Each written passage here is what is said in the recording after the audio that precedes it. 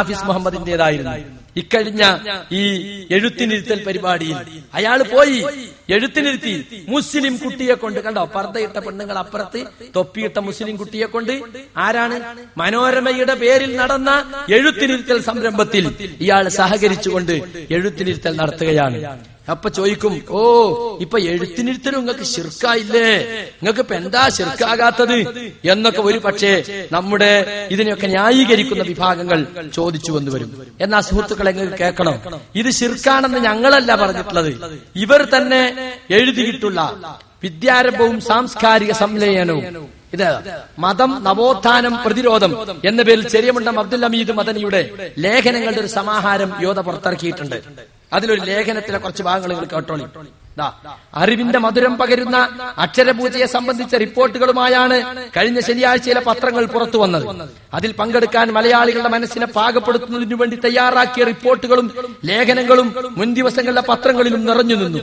അറിവും ഐശ്വര്യവും മംഗല്യവും വിജയവുമെല്ലാം വിവിധ ദേവീദേവന്മാരുടെ അനുഗ്രഹമാണെന്ന് വിശ്വസിക്കുന്ന ജനകോടികളുടെ നാട്ടിൽ ഇതിനൊക്കെ വലിയ കവറേജ് ലഭിക്കുന്നത് സ്വാഭാവികമാണ്. എന്നാൽ അത്ര സ്വാഭാവികമല്ലാത്ത ചില കാര്യങ്ങളും ഈ സന്ദർഭത്തിൽ നമ്മുടെ ശ്രദ്ധയിൽ പതിയേണ്ടതുണ്ട്. കണ്ടോ എന്ന് പറഞ്ഞിട്ട് അദ്ദേഹം ഇത് ഇക്കുറി എഴുതിയതല്ല, ഇതിന്റെ മുമ്പ് നടന്നപ്പോ എഴുതിയ, പക്ഷെ ഇത് കണ്ട് എഴുതിയതുപോലെ ഗണപതി എന്ന ദേവന്റെ നാമത്തിൽ സരസ്വതി പൂജയുടെ നാളിൽ കുഞ്ഞുങ്ങളുടെ നാവിൽ അക്ഷരം കുറിച്ചു കൊടുക്കാൻ മുസ്ലിം സമുദായാംഗങ്ങളായ ചില സാഹിത്യകാരന്മാരും ഒരുങ്ങി പുറപ്പെട്ടതാണ് തികച്ചും അസ്വാഭാവികമായ മറ്റൊരു കാര്യം. സാംസ്കാരിക സംലയനത്തിന് വേണ്ടിയുള്ള ഹിന്ദുത്വ അജണ്ടയോട് ചിലപ്പോൾ വിയോജിപ്പ് പ്രകടിപ്പിക്കുന്നവരും ഈ ദേവീദേവ ഭക്തി പ്രകടിപ്പിക്കാൻ ഇറങ്ങിത്തിരിക്കുന്നതാണ് അത്യന്തം വിചിത്രമായ കാഴ്ച. നാനാത്വത്തിൽ ഏകത്വവും സാംസ്കാരിക ബഹുത്വവുമാണ് ഇന്ത്യയുടെ സവിശേഷതയെന്ന് അഭിമാനപൂർവ്വം എടുത്തു പറയുന്നവർ തന്നെ ഹിന്ദുത്വ അജണ്ടയ്ക്ക് പരോക്ഷമായി കൂട്ടുനിൽക്കുന്നത് അത്യന്തം അപലപനീയമാണ്.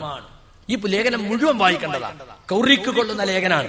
ജ്ഞാനോദയവും പ്രബുദ്ധതയും ഏതെങ്കിലും ദേവിയുടെയോ ദേവന്റെയോ വരദാനമാണെന്ന് വിശ്വസിക്കുന്നവർക്ക് അള്ളാഹുവിന്റെ ദീനിൽ സ്ഥാനമില്ല.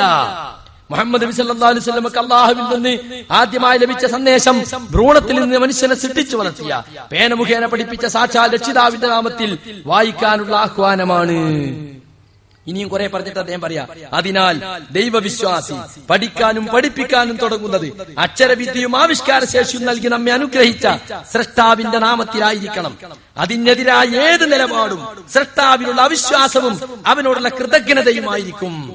കുഫറാണ് മുസ്ലിം കുട്ടികളെ എഴുത്തിനിരുത്താൻ കൊണ്ടോടത്, ശുദ്ധ കുഫറാണ്, അള്ളാഹുവിനുള്ള നന്ദികേടാണ്. ഇത്രയും അവസാനം കേട്ടോളൂ.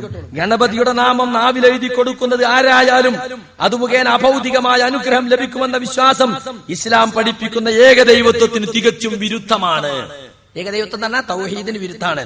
സകല അനുഗ്രഹങ്ങളുടെയും ഐശ്വര്യങ്ങളുടെയും അധിപനായ ലോകരക്ഷിതാവിന് പുറമെ വിദ്യയുടെ ദേവിയിൽ നിന്ന് അനുഗ്രഹം തേടുന്നതും ഇസ്ലാമിന് തികച്ചും വിരുദ്ധമായ ബഹുദൈവാരാധനയാകുന്നു. തന്റെ കുട്ടിക്ക് സകല അനുഗ്രഹദാതാക്കളുടെയും ആശീർവാദം ലഭിക്കട്ടെ എന്നാണ് ആശിക്കുന്നതെങ്കിൽ അതിന്റെ പരിണിത ഫലം ശാശ്വതമായ നരകശിക്ഷയായിരിക്കുമെന്ന സത്യം ഈമാനുള്ള മനുഷ്യരൊക്കെ ഓർക്കേണ്ടതാണ്. ഒന്ന് മാത്രം വായിച്ചിട്ടുള്ളൂ. എഴുത്തിനിരുത്തിനെ വിമർശിച്ച വീണ്ടും ചോദ്യോത്തരങ്ങളിലൊക്കെ ശബാബിൽ വന്നിട്ടുണ്ട്, വായിക്കുന്നില്ല ഞാൻ. മുസ്ലിമിനെ സംബന്ധിച്ചിടത്തോളം അതിൽ സഹകരിക്കാൻ കഴിയില്ല. അമുസ്ലിങ്ങൾ അവർ ആരാധനയാണെങ്കിൽ ലക്കും ദീനുക്കും വലിയ ദീൻ, നിങ്ങൾക്ക് നിങ്ങളെ മതം, നമുക്ക് നമ്മുടെ മതം, നമുക്കത് സ്വീകരിക്കാൻ പറ്റില്ല. അത് കുഫറാണ്, ഇസ്ലാമിനെതിരാണ്, ഏകദൈവത്വത്തിനെതിരാണ്, ശാശ്വത നരകശിക്ഷയിലേക്ക് എത്തിക്കുന്ന കാര്യമാണ്. ഇതൊക്കെ ചെയ്തതിനു ശേഷമാണ് ഇയാളെ സമ്മേളനത്തിൽ വമ്പിച്ച സ്ഥാനം കൊടുത്തിട്ട് സാഹിത്യ സമ്മേളനത്തിൽ അയാളെ ഫോട്ടോ സൈദ ശബാബ് ഇറങ്ങിയത്. ഇപ്പോഴും ഇവരെ പത്രത്തിന്റെ ബ്രെയിനായി പ്രവർത്തിക്കുന്ന ഇവരുടെ കാര്യപ്പെട്ട ഒരാളായിട്ട് ഹാഫിസ് മുഹമ്മദിനെ ഏറ്റിക്കൊണ്ട് നടക്കുകയാണ്. മനോരമ അഭിമാനപൂർവ്വം പറയുന്നു, ഇതിൽ ഗുരുക്കന്മാരായി വന്നവരിൽ NP ഹാഫിസ് മുഹമ്മദും ഉണ്ട്. കണ്ടോ, ഇതെന്താണ്? ഇത് ഇസ്ലാമിനോട് യോജിക്കുന്നതാണ്.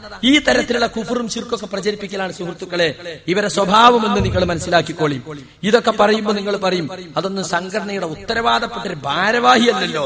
എന്നാ കേട്ടോളി, സംസ്ഥാന പ്രസിഡന്റ് പ്രൊഫസർ മങ്കട അബ്ദുൽ അസീസ് അയാൾ എന്താ ചെയ്തത്? അതുകൂടി നിങ്ങളൊന്ന് കേൾക്കണം. അയാള് അമ്പലത്തിലേക്ക് തേങ്ങ നേർച്ചയാക്കി. പാവപ്പെട്ട ഒരു ഹിന്ദുവിന് അരക്കാൻ തേങ്ങല്ലായിട്ട് അയൽവാസിക്ക് തേങ്ങ കൊടുക്കണേൽ ഇപ്പൊ ആരും ഇവിടെ എതിരല്ല. ഒന്നല്ല 10 തേങ്ങ നമ്മൾ കൊടുക്കും, അരിയും കൊടുക്കും, എന്തും കൊടുക്കും. പക്ഷെ ഇതല്ല.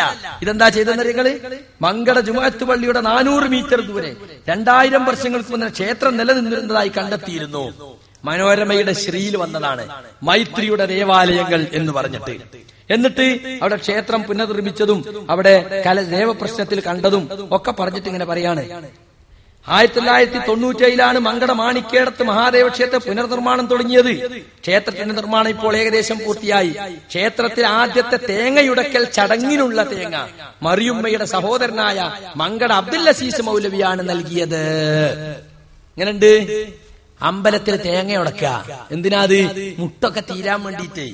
ദേവീദേവന്മാരെ കടാക്ഷം കിട്ടിയാലല്ലേ മുട്ടു തീരുള്ളൂ. അതുകൊണ്ട് അസീസ് മൗലവിന്റെ വകയൊരു തേങ്ങ ഇരിക്കട്ടെ. തേങ്ങയുടക്കൽ പാവപ്പെട്ട ഹിന്ദുവിന് തേങ്ങ കൊടുക്കുകയാണെങ്കിൽ പ്രശ്നമില്ല. 10 ഒരു ലോഡ് തേങ്ങ വേണമെങ്കിൽ പാവപ്പെട്ട ഹിന്ദുക്കൾ കൊടുത്തോളും. പക്ഷേ തേങ്ങയുടക്കാൻ അമ്പലത്തിലേക്ക് നേർച്ച നേരാന്ന് പറഞ്ഞാൽ ഏകദൈവ സിദ്ധാന്തത്തിന് തികച്ചും എതിരാണത്. അമ്പലത്തിൽ പ്രതിഷ്ഠിക്കപ്പെട്ട മഹാൻ പ്രസാദിക്കാൻ വേണ്ടി അത് കൊടുക്കുന്നത്. ഇസ്ലാമിന്റെ നിയമം എന്താ? ഖുൽ യാ അയ്യുഹൽ കാഫിറൂൻ, പറയൂ പ്രവാചകരെ, സത്യനിഷേധികളെ, ലാ അഅ്ബുദു മാ തഅ്ബുദൂൻ, നിങ്ങൾ ആരാധിക്കുന്നത് ഞാൻ ആരാധിക്കുകയില്ല. വലാ അൻതും ആബിദൂന മാ അഅ്ബുദു, ഞാൻ ആരാധിക്കുന്നത് നിങ്ങളും ആരാധിക്കുകയില്ല. വലാ അന ആബിദു മാ അബത്തും, നിങ്ങൾ ചെയ്യുന്ന ആരാധന ഞാൻ ചെയ്യുന്നില്ല. വലാ അൻതും ആബിദൂന മാ അഅ്ബുദു, ഞാൻ ചെയ്യുന്ന ആരാധന നിങ്ങളും ചെയ്യുകയില്ല. നിങ്ങളുടെ ആരാധന വേറെ, ആരാധ്യൻ വേറെ. എന്റെ ആരാധന വേറെ, എന്റെ ആരാധ്യൻ വേറെ. ലക്കും ദീനുക്കും വലിയ ദീൻ, നിങ്ങൾക്ക് നിങ്ങളുടെ മതം, എനിക്ക് എന്റെ മതം. ആരാധനയുടെ കാര്യത്തിൽ ലയിക്കുന്ന പ്രശ്നമേ ഇല്ല. ഇപ്പൊ നേർച്ചകളും പൂരങ്ങളും ഒക്കെ ലയിക്കാനുള്ള ഏർപ്പാടാക്കിയിരിക്കുകയാണ്. അമ്പലത്തിലെ ഉത്സവത്തിന് ആടാനും ചാടാനും ഒക്കെ മാപ്പിളാര് സഹകരിക്കാം. മാപ്പിളാരെ ജാറത്തിലെ നേർച്ചയ്ക്ക് അമുസ്ലിങ്ങളും സഹകരിക്കാം. രണ്ടിടത്തും കുടിച്ചും കൂത്താടാനുള്ള ഒരു ടീം ഉണ്ടാവും. അത് രണ്ടും ഏതാണ്ടൊന്നേക്കാരം പേര് മാത്രം കൊണ്ട് ഒരു സമുദായം തിരിച്ചറിയുള്ളൂ. ഇത് ഇസ്ലാം അംഗീകരിക്കുന്നതാണോ? ഒരു മുസ്ലിമിന് യോജിക്കാൻ പറ്റുമോ? മാന്യന്മാർക്ക് യോജിക്കാൻ പറ്റുമോ? ഇപ്പൊ പട്ടാമ്പി നേർച്ച ഇതപ്പൊ നടന്നു. അത് സൗദാന്റെ സെക്രട്ടറി പ്രസിഡന്റും കമ്മിറ്റിയിലും ഒക്കെ മുസ്ലിമും അമുസ്ലിം കൂടിക്കലർന്നിട്ടാണ് അങ്ങനെയാ നേർച്ച നടത്തുന്നത്. ഇതിനൊക്കെ ന്യായീകരിക്കുന്ന അവസരത്തിലേക്കാണ് ഇപ്പോൾ ഇവർ പോയിക്കൊണ്ടിരിക്കുന്നത്. അത് പോകട്ടെ. ഇനി നമ്മുടെ സലാഹുദ്ദീൻ മദനി, മങ്കട അബ്ദുൽ അസീസ് മൗലവി തന്നെ ആരാര്യങ്ങളിൽ AP അബ്ദുൽ ഖാദർ മൗലവി മുജാഹിദാകുന്നതിന് മുമ്പ് മുജാഹിദായ ആളാ. APക്ക് മുജാഹിദാകാൻ ഞാനാണ് പ്രേരണ എന്നുവരെ അബ്ദുൽ അസീസ് മൗലവി പ്രസംഗിക്കുന്നത് ഞാൻ കേട്ടിട്ടുണ്ട്. AP വന്നപ്പോ പള്ളി ദർശനം വന്ന ആളേന്ന് എന്നോട് തർക്കിച്ചിട്ട് ജയിക്കാറുണ്ട്. അദ്ദേഹത്തിന്റെ സതീർത്ഥ്യൻ ആണ് CHും യൂസുഫ് മൗലവി ഒക്കെ ഇവിടെ ഉണ്ട്. ഓൽക്കൊക്കെ അദ്ദേഹത്തിന്റെ അറിയാം. അസീസ് മൗലവി കടന്നു വന്ന ഓരോ പടവുകളും അറിയാം. ഈ അടുത്ത കാലത്ത് അദ്ദേഹം ഒരു പത്രക്കാരോട് പറഞ്ഞത് മുസ്ലിം സംഘടനകൾക്കിടയിലുള്ള തർക്കം കോഴിമുട്ടയുടെ ഏത് ഭാഗമാണ് ഉടക്കേണ്ടത് എന്നതാണ്.